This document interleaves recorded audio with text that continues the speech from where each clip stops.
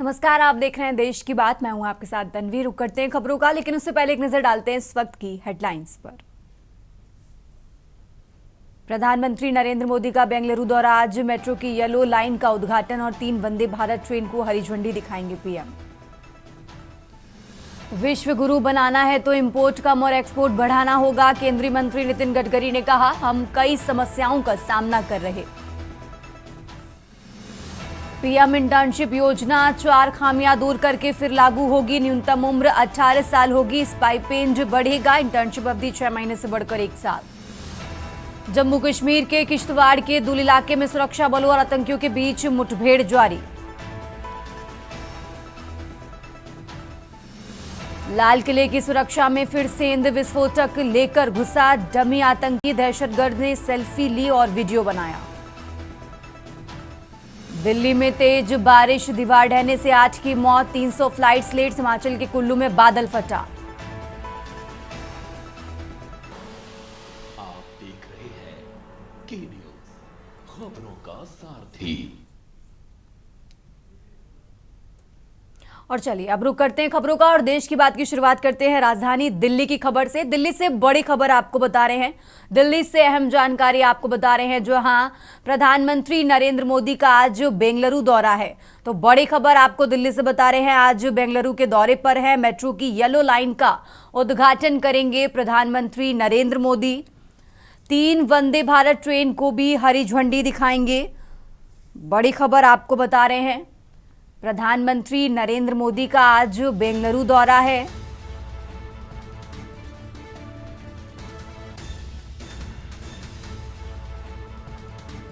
Metro की yellow line का उद्घाटन करेंगे प्रधानमंत्री।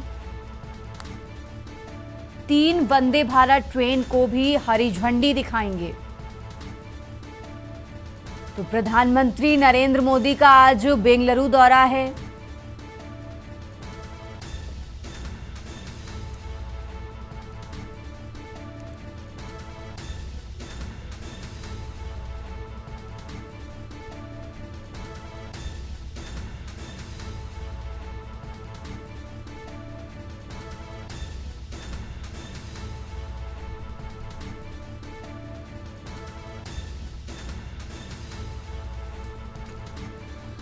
तो दिल्ली से बड़ी खबर आपको बता रहे हैं। आज बेंगलुरु के दौरे पर हैं प्रधानमंत्री नरेंद्र मोदी। मेट्रो की येलो लाइन का उद्घाटन करेंगे और इसी के साथ आपको बता दें 3 वंदे भारत ट्रेन को भी हरी झंडी दिखाएंगे प्रधानमंत्री नरेंद्र मोदी।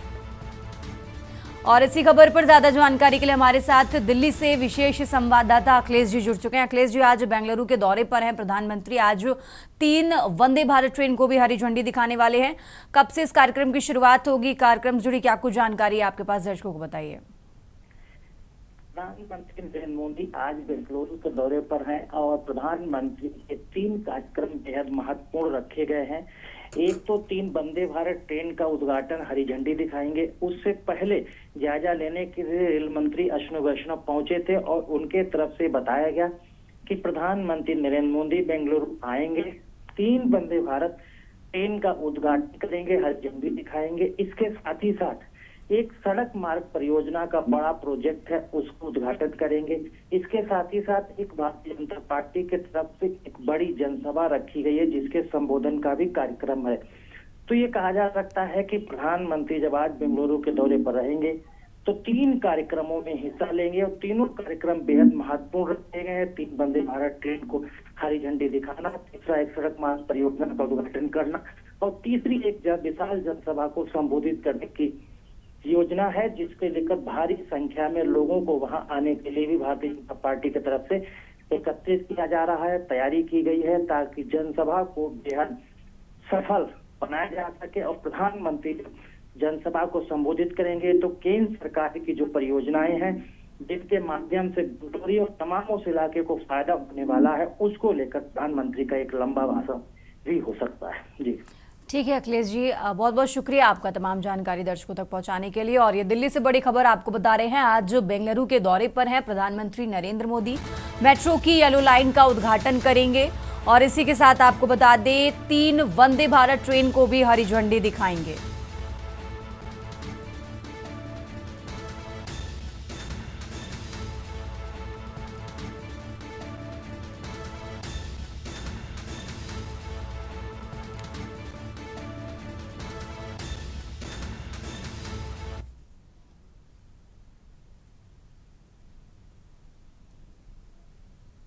तो आज बेंगलुरु के दौरे पर हैं प्रधानमंत्री नरेंद्र मोदी। आगे बढ़ते खबरों में, खबर हरदोई से है, जहां कपड़े की दुकान में भीषण आग लगी है। अज्ञात कारणों के चलते दुकान में लगी भीषण आग लगने से मार्केट में अफरा तफरी मची है। सूचना के बाद भी फायर ब्रिगेड नहीं पहुंची। तो मनीष रस्तोगी की कपड़े की दुकान में आग लगी है। शाहाबाद कोतवाली के घास मंडी तिराहे का ये मामला आपको बता रहे हैं।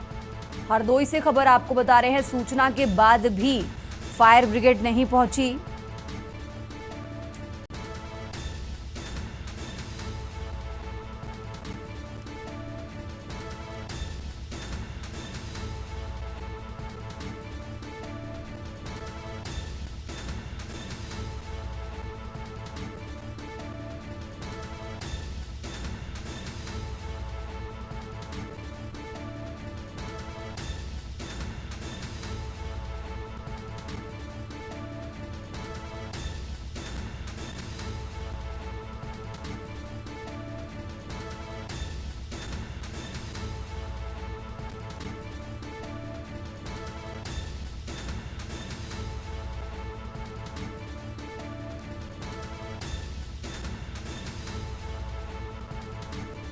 तो हरदोई से खबर आपको बता रहे हैं, मनीष रस्तोगी की कपड़े की दुकान और इसी दुकान में आग लगी है। शाहाबाद कोतवाली के घास मंडी तिराहे का ये मामला आपको बता रहे हैं, जहां सूचना के बाद भी फायर ब्रिगेड की टीम मौके पर नहीं पहुंची। कपड़े की दुकान में भीषण आग लगी है। तस्वीरें आपको टीवी स्क्रीन पर दिखा रहे हैं, जहां अज्ञात कारणों के चलते दुकान में आग लगी।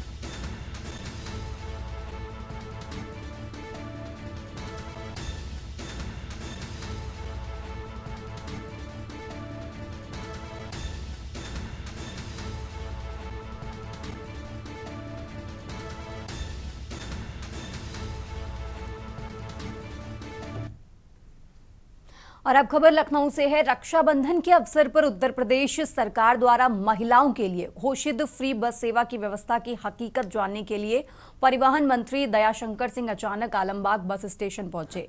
निरीक्षण के दौरान मंत्री ने खुद रजिस्टर चेक किया और अनुपस्थित कर्मचारियों को सस्पेंड करने की चेतावनी दी। बस स्टेशन पर अव्यवस्था और लापरवाही देखकर मंत्री नाराज हो गए। उन्होंने एक बस में जाकर ड्राइवर कंडक्टर से पूछा कि बस भरने के बावजूद उसे क्यों नहीं चलाया जा रहा है। पूछताछ केंद्र पर पहुंचे तो वहां ड्यूटी पर कौन है और कौन नहीं, इसकी सूची तलब की और सख्त निर्देश दिए कि जो भी कर्मचारी ड्यूटी से गायब हैं उनके खिलाफ कार्रवाई की जाएगी। निरीक्षण के दौरान कई अधिकारी व कर्मचारी स्टेशन से नदारद मिले। कुछ तो मंत्री को देखकर मौके से भागते भी नजर आए। मंत्री ने अधिकारियों को चेतावनी दी कि आम जनता को दी जा रही सुविधाओं में किसी भी प्रकार की लापरवाही बर्दाश्त नहीं की जाएगी। मौके पर मौजूद यात्रियों से भी उन्होंने सेवा की गुणवत्ता के बारे में फीडबैक लिया।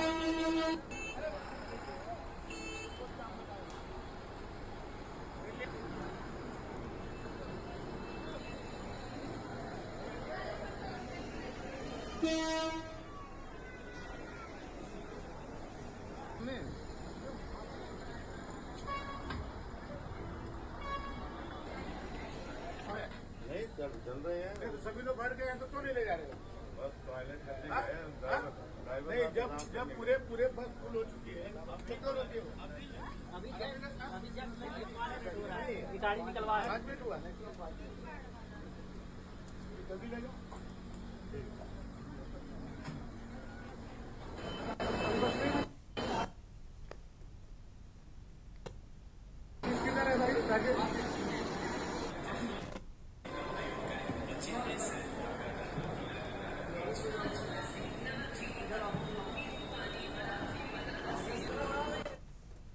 और अब खबर कानपुर से है, जहां किन्नर और छोटे भाई की हत्यारे ने दोनों को मारकर दीवान बेड में छिपाया।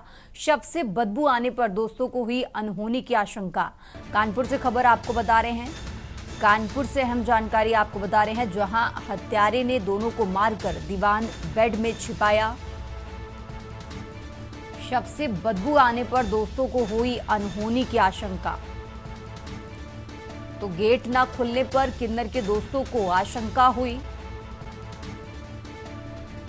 इसके बाद किन्नर के दोस्तों ने मकान मालिक की मदद से गेट खुलाया और सूचना पर पहुंची पुलिस फिलहाल पूरे मामले की जांच में जुटी हुई है। फॉरेंसिक की मदद से जांच कर शव कब्जे में लिया गया है। हनुमंत विहार थाना क्षेत्र के अर्रा क्षेत्र का ये मामला आपको बता रहे हैं। तो कानपुर से खबर आपको बता रहे हैं, जहां किन्नर और छोटे भाई की हत्या।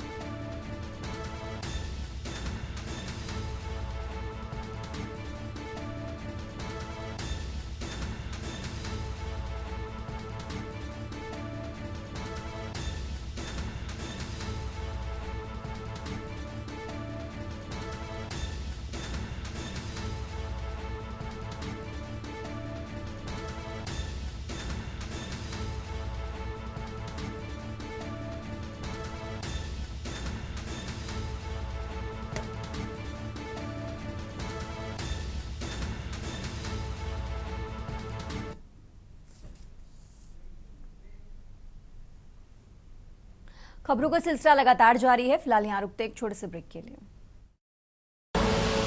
आप देख रहे हैं के न्यूज, खबरों का सारथी। ब्रेक से वापस आ चुके हैं, रुक करते हैं खबरों का। अब खबर बहराइच से है, जहां संदिग्ध परिस्थितियों में होमगार्ड का शव मिला है। थाना सुजौली में ड्यूटी करने गया था होमगार्ड। घटना की सूचना मिलते ही मौके पर परिजन पहुंचे। तो घटना की सूचना पर पुलिस पहुंची है। मृतक का नाम सुनील कुमार निबिया राय बोझा गांव का निवासी बताया जा रहा है। तो मोतीपुर थाना क्षेत्र के ग्राम पंचायत राय बोझा की ये घटना आपको बता रहे हैं। बहराइच से खबर आपको बता रहे हैं, जहां मृतक का नाम सुनील कुमार निबिया राय बोझा गांव का निवासी बताया जा रहा है।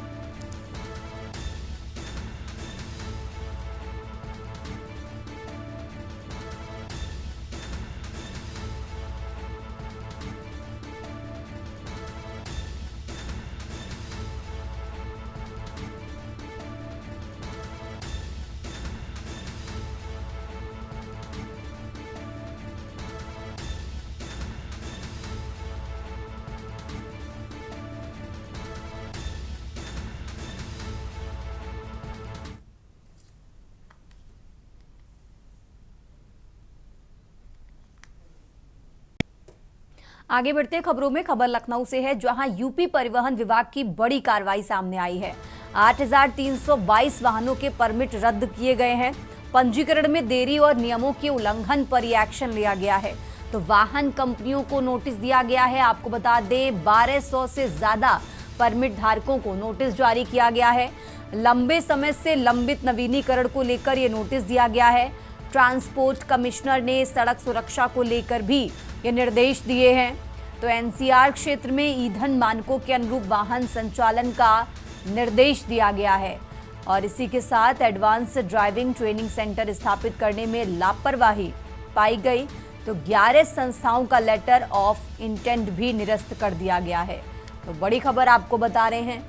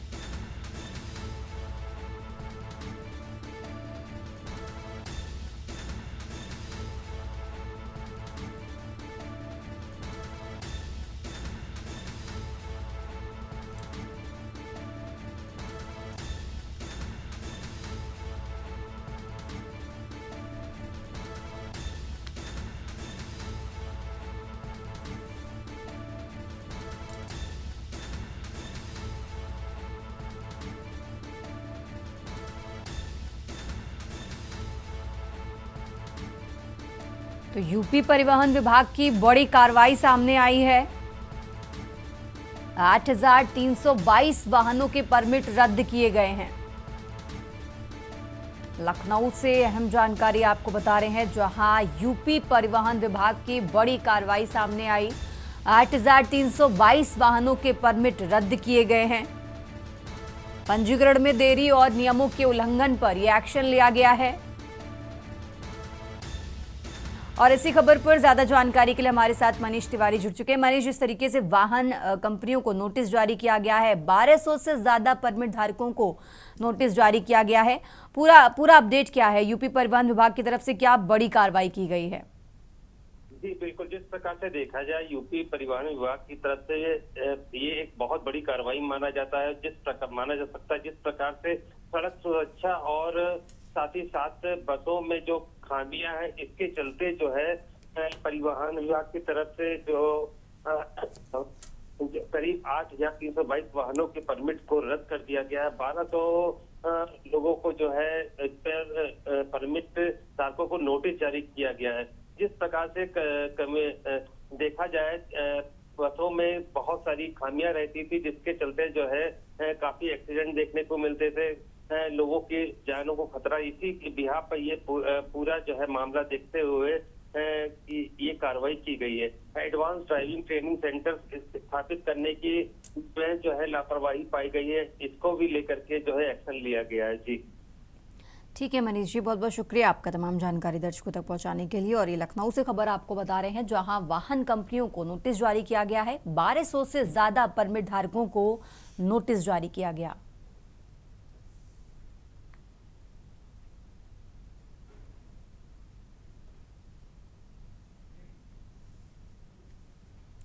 खबरों का सिलसिला लगातार जारी है। फिलहाल यहां रुकते हैं एक छोटे से ब्रेक के लिए। आप देख रहे हैं के न्यूज, खबरों का सारथी। ब्रेक से वापस आ चुके हैं, रुक करते हैं खबरों का। सुपौल में एक बार फिर बेखौफ अपराधियों ने दिन दहाड़े बीच चौक पर एक व्यक्ति को गोली मारकर जख्मी कर दिया, जिसे स्थानीय लोगों द्वारा इलाज के लिए अस्पताल लाया गया, जहां डॉक्टरों ने प्राथमिक उपचार के बाद बेहतर उपचार के लिए हायर सेंटर रेफर कर दिया। घटना सरायगढ़ भभट्टी-याही थाना क्षेत्र स्थित लालगंज चौक पर दिन के 2 बजे की है, जहां रोज की तरह मुरली गांव निवासी शनिचर यादव के 40 वर्षीय पुत्र राम यादव मौजूद थे कि अचानक कुछ अज्ञात अपराधियों द्वारा राम यादव पर ताबड़तोड़ फायरिंग शुरू कर दी गई, जिससे राम यादव मौके पर ही गिर गए, जिसे स्थानीय लोगों द्वारा इलाज के लिए अस्पताल लाया गया। प्राथमिक उपचार के बाद चिकित्सकों ने बताया कि गोली मरीज के दाहिने आंख के ऊपर लगी है। मरीज की स्थिति अभी क्रिटिकल है। प्राथमिक उपचार के बाद मरीज को बेहतर उपचार के लिए हायर सेंटर भेज दिया गया है। वहीं सूत्रों की माने तो इस मैक बेचने के बाद 300 रुपए के लेन देन के कारण अपराधियों ने गोली मारी है, जिससे इलाके में दहशत का माहौल बना हुआ है।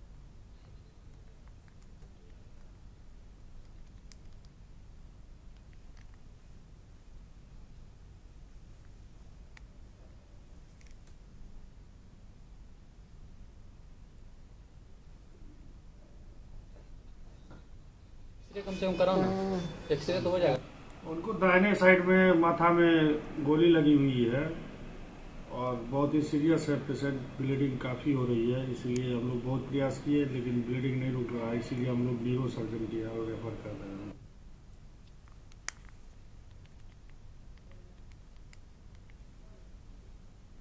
आगे बढ़ते हैं खबरों में। बुलंदशहर के थाना अरनिया क्षेत्र में पुलिस और कुख्यात बदमाश राकेश उर्फ बकरा के बीच मुठभेड़ हो गई। ये मुठभेड़ ईसनपुर फ्लाईओवर के पास उस समय हुई जब पुलिस चेकिंग कर रही थी। पुलिस को देखकर बदमाश ने फायरिंग शुरू कर दी, जिसके जवाब में पुलिस ने भी कार्रवाई की। मुठभेड़ के बदमाश के पैर में गोली लगी है, जिसके बाद उसे घायल अवस्था में गिरफ्तार कर लिया गया है। पुलिस ने बताया कि बदमाश की पहचान राकेश उर्फ बकरा के रूप में हुई है, जो पिछले करीब 10 सालों से फरार था और लगातार ठिकाने बदल कर वारदातों को अंजाम दे रहा था। आरोपी के पास से आरोपी के खिलाफ लूट, डकैती, हत्या के प्रयास, नकबजनी और गैंगस्टर एक्ट सहित करीब 35 आपराधिक मुकदमे दर्ज हैं।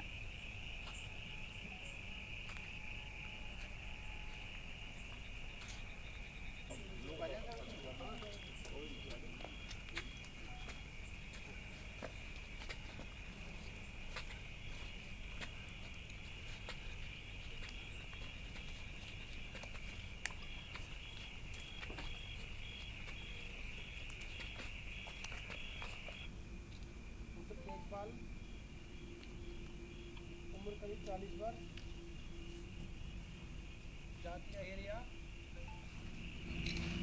को थाना अरनिया पुलिस ईसनपुर कट के पास चेकिंग कर रही थी। इसी दौरान एक संदिग्ध बाइक सवार व्यक्ति को पुलिस पार्टी के द्वारा रुकने का इशारा किया गया। इस पर उक्त व्यक्ति के द्वारा भागने का प्रयास किया गया एवं पुलिस पार्टी के ऊपर फायरिंग की गई। आत्मरक्षा जवाबी फायरिंग में उक्त बदमाश घायल हो गया है। इसकी पहचान राकेश उर्फ बकरा निवासी ग्राम जरारा के रूप में हुई है एवं यह थाना अरनिया का हिस्ट्री शीटर है, जिस पर काफी लंबा चौड़ा आपराधिक इतिहास है, जो गंभीर धाराओं में दर्ज है। थाने के अभिलेखानुसार यह 10 साल से फरार हिस्ट्री शीटर भी है। इसके पास से एक बाइक जो संदिग्ध है एवं एक तमंचा, कुछ जिंदा एवं खोखा कारतूस बरामद किए गए हैं। घायल को उपचार हेतु सीएचसी भेजा गया है। अरनिया पुलिस के द्वारा अग्रिम विधिक कार्रवाई की जा रही है। आगे बढ़ते हैं खबरों में। गोगामेड़ी मेले में इस साल देवस्थान विभाग को अस्थायी भूखंड आवंटन से रिकॉर्ड राजस्व मिलने की संभावना जताई जा रही है। देवस्थान विभाग के सहायक आयुक्त ओम प्रकाश के अनुसार मेले के आयोजन क्षेत्र में दुकानों, पार्किंग और मनोरंजन स्थलों के लिए कुल 642 अस्थायी भूखंडों की ऑनलाइन ई बोली प्रक्रिया 5 चरणों में आयोजित की गई है। अब तक 4 चरणों में ई बोली पूरी हो चुकी है, जिनमें 433 भूखंडों के आवंटन से विभाग को करीब 6 करोड़ की आय हो चुकी है। वहीं 5वें चरण में 209 भूखंडों की बोली प्रक्रिया जारी है, जिसका आरक्षित मूल्य करीब 1 करोड़ रुपए निर्धारित किया गया है। इस बोली की अंतिम तारीख जो 14 अगस्त तय की गई है, इससे भी राजस्व में अच्छी वृद्धि की संभावना है।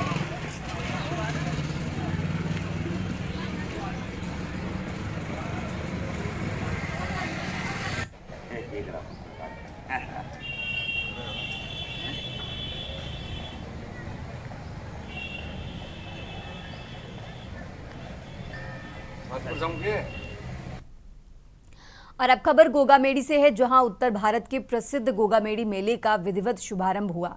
जिला collector doctor Kushal Yadav, SP Harishankar Bhadra, विधायक संजीव बेनीवाल, नोहर पंचायत समिति प्रधान सोहन ढिल, गोगामेडी सरपंच महंत रूपनाथ ने गोगाजी के समाधि पर धौक लगाकर क्षेत्र की खुशहाली की कामना की। अतिथियों ने संयुक्त रूप से पूजा अर्चना कर राष्ट्रध्वज फहराकर मेले का विधिवत शुभारंभ किया।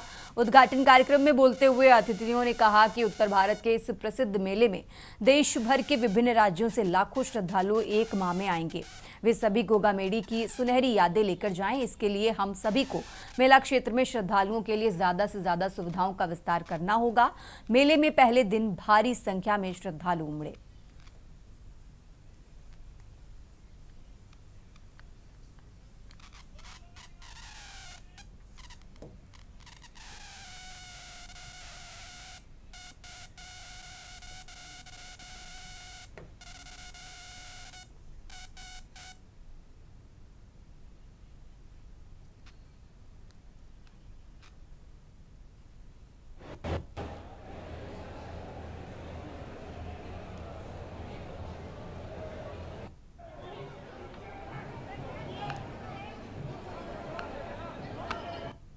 राजकीय आत्मरूप गोगाजी गोगामेडी जो देवस्थान विभाग द्वारा प्रबंधित और नियंत्रित मंदिर है, इसका मेले का शुभारंभ आज ध्वजारोहण के साथ श्रीमान कलेक्टर महोदय और एमएलए साहब के कर कमलों से हो चुका है। मेले में श्रद्धालुओं को ज़्यादा सुविधा मिले, इसलिए जिला प्रशासन और देवस्थान विभाग द्वारा मंदिर परिसर में अतिरिक्त जो स्टील रेलिंग है उसका निर्माण करवाया गया है दानदाताओं का सहयोग से।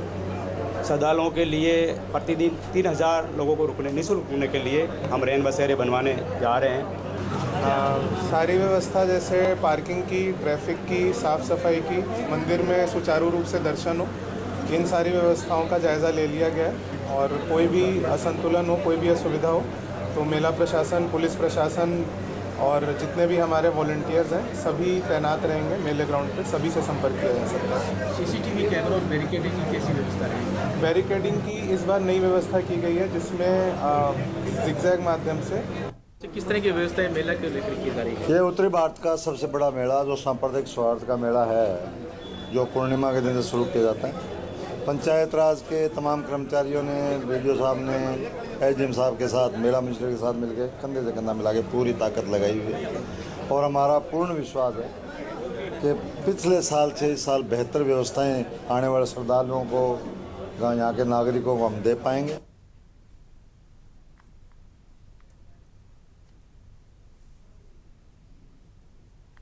आगे बढ़ते हैं खबरों में। गोड्डा सांसद निशिकांत दुबे अपने समर्थकों संग पुलिस की कार्रवाई के खिलाफ बैद्यनाथ धाम मंदिर थाना में गिरफ्तारी देने पहुंचे। इस दौरान पत्रकारों से एयरपोर्ट पर बात करते हुए कहा कि उन पर गलत लोगों ने केस दर्ज कराया है, जिसका एक भी यजमान नहीं है। वो मंदिर के अंदर क्या कर रहा था। साथ ही उन्होंने कहा कि उन पर लॉ एंड ऑर्डर तोड़ने का मामला रहता तो पुलिस और मजिस्ट्रेट उन पर केस दर्ज करता, फिर इस व्यक्ति ने कैसे केस दर्ज कराया। इधर बैजनाथ धाम थाना पहुंचने के बाद गोड्डा सांसद निशिकांत दुबे की गिरफ्तारी नहीं हुई, गिरफ्तार नहीं किया गया। इसके बाद उन्होंने पत्रकारों से कहा कि वो इसकी लड़ाई सदन तक लड़ेंगे। साथ ही उन्होंने ये भी कहा कि वे देवघर एसपी, डीसी एवं डीजीपी के खिलाफ विशेषाधिकार हनन का प्रस्ताव लोकसभा में देंगे। दुबे ने कहा कि वो इस सरकार को उखाड़ फेंकेंगे। उन्होंने कहा कि वो भगौड़ा नहीं है। जिस प्रकार राज्य के मुख्यमंत्री गिरफ्तारी से बचने के लिए दिल्ली भाग कर गए थे, उसके पास कोई जजमान नहीं, इसीलिए वो पंडा भी नहीं ना, वो पंडा है। पंडा जात में पैदा होने से कोई पंडा नहीं हो जाएगा ना। मेरे भी भांजे की शादी पंडा में हो गई तो मेरा भांजा पंडा हो जाएगा। और यहाँ पंडा कानपुर ब्राह्मण भी है, हम जिस जाति से आते हैं वो भी यहाँ पंडा है। नहीं, हम ये करें कि हम भी पंडा है। पंडा यहाँ वो होता है फिर पुरोहित जो कि गवाली पूजा में चंदा देता है। 7 साल से हम गवाली आज तक हमें थाना जिले इस तरह का मिलन नहीं सोचे थे, सब कल्पना भी नहीं किए थे, लेकिन सब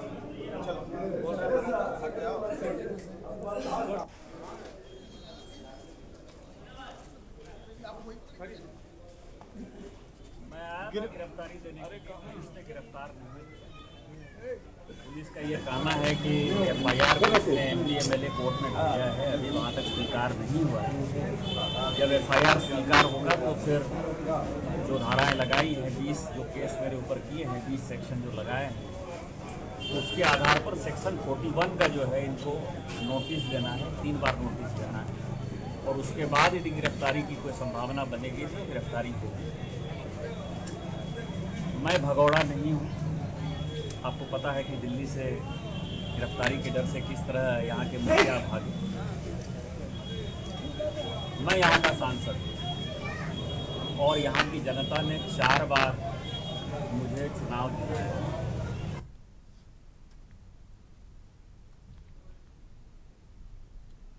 रुक करते हैं अगली खबर का। हंसडीहा दुमका रेलखंड में बढ़ैत हॉल्ट स्टेशन की भूमि पूजन कर आधारशिला रखी गई। इस दौरान मुख्य अतिथि के रूप में मौजूद गोड्डा सांसद डॉक्टर निशिकांत दुबे ने शिलान्यास कार्यक्रम को संबोधित करते हुए कहा कि जब वे हंसडीहा दुमका रेलखंड के उद्घाटन समारोह में आए थे तो कुछ लोगों ने एक पार्टी विशेष के नेता के बहकावे में हॉल्ट निर्माण के लिए काले झंडे दिखाए थे। उन्होंने कहा कि वो वोट बैंक की राजनीति नहीं करते हैं। इसका उदाहरण है कि आज इस बढ़ैत गांव में हॉल्ट बनने जा रहे हैं। उन्होंने कहा कि नया हॉल्ट न केवल यात्रियों को लाभान्वित करेगा बल्कि सामाजिक आर्थिक गतिविधियों को प्रोत्साहित करेगा, स्थानीय मॉल के परिवहन को सुगम बनाएगा एवं गोड्डा दुमका खंड में क्षेत्रीय विकास एवं स्थानीय व्यवसाय को बढ़ावा देगा। प्रस्तावित बढ़ैत हॉल्ट का विकास लगभग 3 करोड़ रुपए की अनुमानित लागत से किया जाएगा। यात्री सुविधा एवं पहुंच को बढ़ाने हेतु बढ़ैत हॉल्ट के लिए एक विस्तृत विकास योजना तैयार की गई है।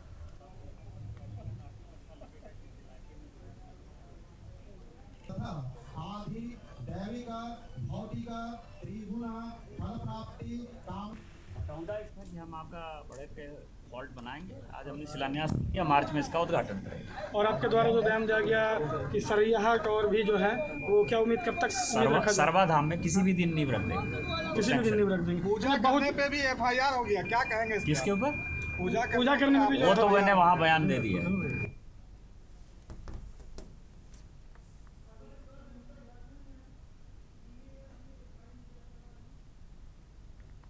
तथा आदि दैविक भौतिक त्रिगुण फल प्राप्ति काम टौंडा स्टेशन का हमने शिलान्यास किया। आपको पता है कि और भी अधिक आसान होगी व्यापारिक गतिविधियों सांसद महोदय द्वारा किया जाएगा और इस ऐतिहासिक अवसर पर मालदा मंडल हंसडीहा और कुमारहाट स्टेशनों के बीच ये निशिकांत दुबे जी उपस्थित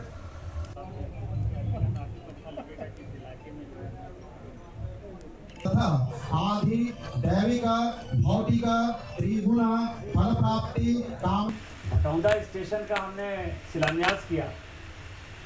आपको पता है कि और भी अधिक आसान होगी व्यापारिक गतिविधियों सांसद महोदय द्वारा किया जाएगा और इस ऐतिहासिक अवसर पर आगे बढ़ते खबरों में। जांजगीर चांपा में जिला जेलों में बंद कैदियों के लिए रक्षाबंधन के त्योहार पर उनकी बहनों ने राखी बांधी।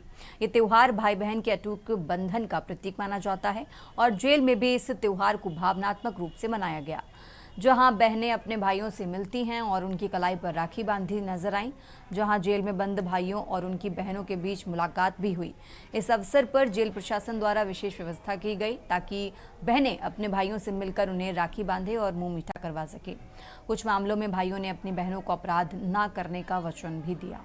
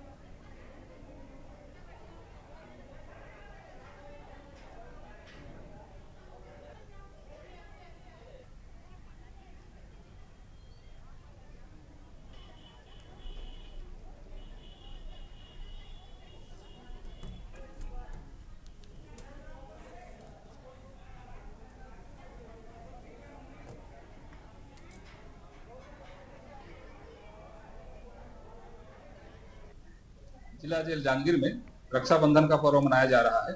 जेल हेडक्वार्टर के निर्देशानुसार बहनों के लिए जेल के मुख्य द्वार खोले गए हैं।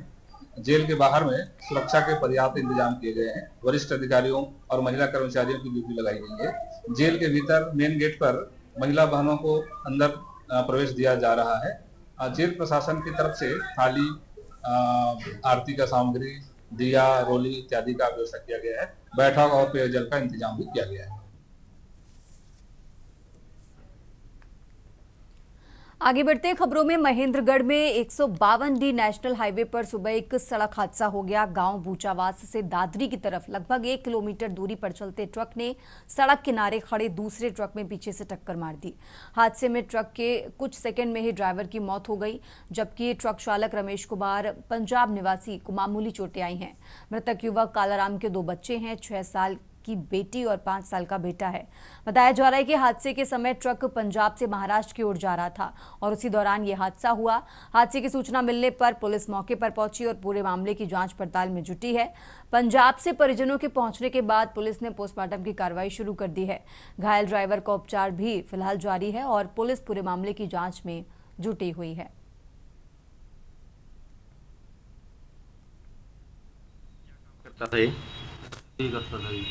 तो किस प्रकार से क्या सूचना मिली आपको? सुबह पता लग गया जी कोई एक्सीडेंट हो गई। तो उसके बाद आप पंजाब से आए हो? हाँ जी। तो ये कब से इस पे ड्राइवरी का काम करता था? इस पर जी 1.5 साल तो ये हो गया जी। कुछ टाइम पहला भी लाया जी इसके साथ जी। अच्छा, कितने बच्चे हैं इसके? 2 बच्चे हैं जी। लगभग कितनी उम्र होगी? 5-6 साल के हैं जी। तो जो ट्रक था उसके ऊपर कौन और उसके साथ कौन था? और मालिक था जी गड्डी का। रुक करते हैं अगली खबर का। देवरिया जिले के लार थाना क्षेत्र के पिपरा चौराहे के पास रक्षाबंधन के दिन एक दिल दहला देने वाला हादसा हुआ। राखी बंधवाने लार जा रहे एक ही बाइक पर सवार परिवार पर अचानक रोड पर भारी पेड़ गिर गया, जिससे संतोष चौहान और उनके बेटे की दर्दनाक मौत हो गई, जबकि पत्नी ममता देवी और 2 बेटियां गंभीर रूप से घायल हुई हैं। बताया जाता है कि घटना के समय परिवार एक ही बाइक पर सवार होकर मदनपुर थाना क्षेत्र के भिटहा गांव से लार जा रहा था। रास्ते में अचानक टूटकर गिरे पेड़ ने उनकी खुशियां मातम में बदल दी। स्थानीय पुलिस प्रशासन ने मौके पर पहुंचकर ग्रामीणों के सहयोग से जेसीबी और कटर की मदद से पेड़ को काटकर हटाया और सभी घायलों को बाहर निकाला। हादसे के कारण कुछ समय तक यातायात ठप रहा।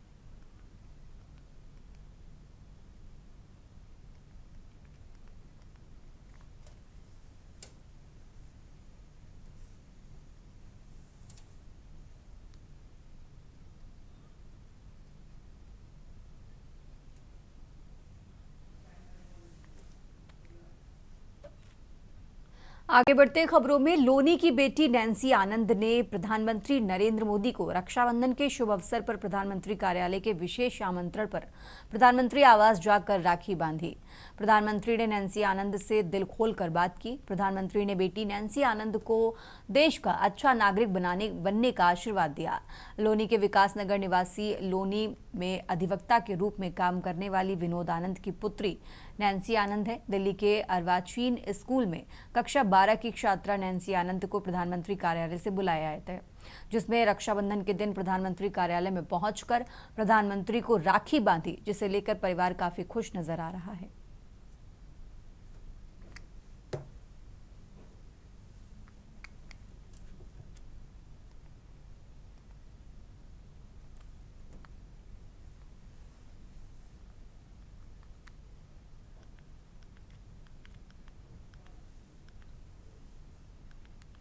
आगे बढ़ते खबरों में चंदौसी के सीईओ अनुज कुमार चौधरी को एक बड़ा तोहफा मिला है। अपर पुलिस अधीक्षक बनाए गए हैं। संभल पुलिस विभाग के लिए गर्व का क्षण उस समय आया जब चंदौसी क्षेत्राधिकारी अनुज कुमार चौधरी को उनकी उत्कृष्ट सेवाओं और बेहतरीन कार्यशैली के लिए अपर पुलिस अधीक्षक पद पर पदोन्नति प्रदान की गई है। पुलिस अधीक्षक संभल कृष्ण कुमार और अपर पुलिस अधीक्षक राजेश कुमार श्रीवास्तव ने औपचारिक कार्यक्रम में उन्हें रैंक प्रतीक अशोक स्तंभ लगाकर सम्मानित किया। इस मौके पर उपस्थित अधिकारियों और पुलिसकर्मियों ने जोरदार तालियों के साथ उनका स्वागत किया और पदोन्नति पर हार्दिक बधाई भी दी। पदोन्नति के बाद अनुज कुमार चौधरी ने यह भी कहा कि उपलब्धि पूरे पुलिस दल की मेहनत और जनता के सहयोग का परिणाम है।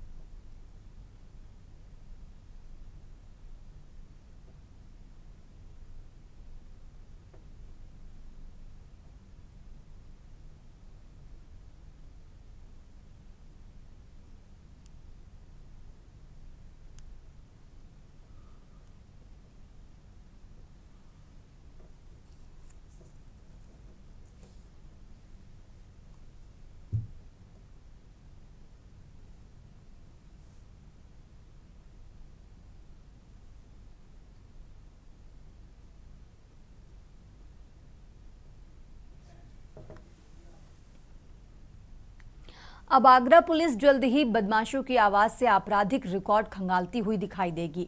अब पुलिस के द्वारा त्रिनेत्र ऐप पर अपराधियों की वॉइस का सैंपल लिया जाएगा, जो कि साक्ष्य जुटाने में मददगार साबित होने के साथ ही अपराधियों की पहचान और उसकी गिरफ्तारी में सहायता करेगा। ऐप में एआई की मदद से आवाज को पहचान कर रिकॉर्ड निकाला जाएगा। इसके लिए आगरा पुलिस कमिश्नरेट के सभी पुलिसकर्मियों को ट्रेनिंग दी जा रही है। इस ऐप के माध्यम से एक थाने से दूसरे थाने और अन्य जिलों को पुलिस की भी फायदा होगा।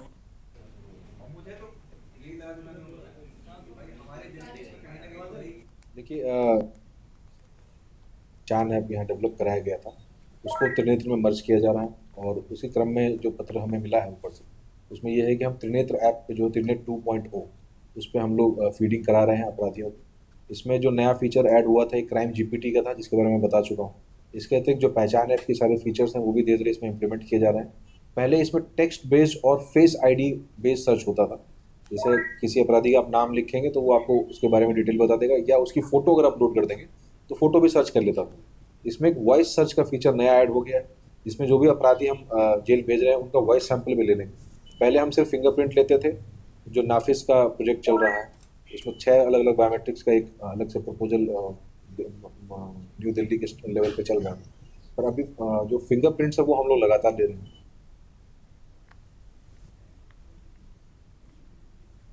आगे बढ़ते हैं खबरों में। उत्तर प्रदेश के जनपद बुलंदशहर से एक सनसनीखेज मामला सामने आया है, जहां एक युवक द्वारा देश विरोधी नारे लगाए जाने का वीडियो सोशल मीडिया पर तेजी से वायरल हो रहा है।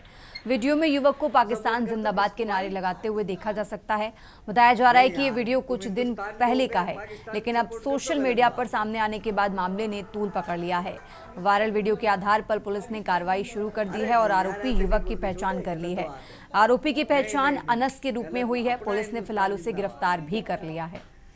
भाई ऐसा मत बोल, और देख हमारे मोदी जी बहुत अच्छे प्रधानमंत्री हैं। थाना औरंगाबाद में एक वीडियो वायरल हो रहा है जिसमें देश विरोधी नारे लगाए गए हैं, जिसमें पाकिस्तान जिंदाबाद और माननीय प्रधानमंत्री जी के लिए अपशब्द का प्रयोग किया गया है। इसमें आरोपी व्यक्ति को थाना पुलिस द्वारा पूछताछ करते हुए गिरफ्तार किया गया है और इस संबंध में आवश्यक विधिक कार्रवाई करते हुए मुकदमा कायम किया जा रहा है। आरोपी व्यक्ति की पहचान अनस नामक व्यक्ति के रूप में हुई है, जो थाना औरंगाबाद के ग्राम चरौरा मुस्तफ़ाबाद का निवासी है। इस संबंध में आरोपी व्यक्ति को हिरासत में लेकर माननीय न्यायालय के समक्ष पेश किया जाएगा।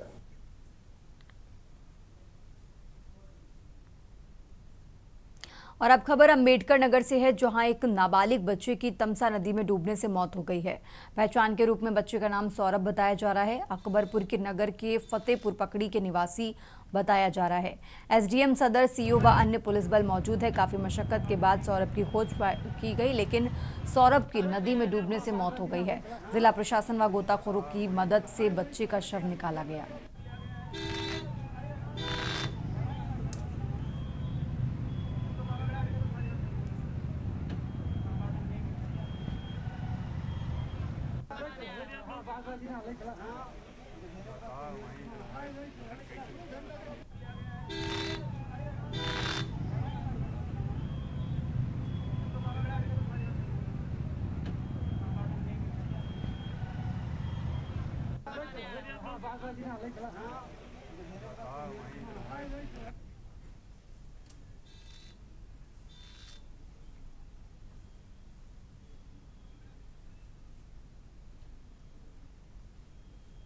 इस बुलेटिन में फिलहाल इतना ही। आप देखते रहिए के न्यूज़ इंडिया।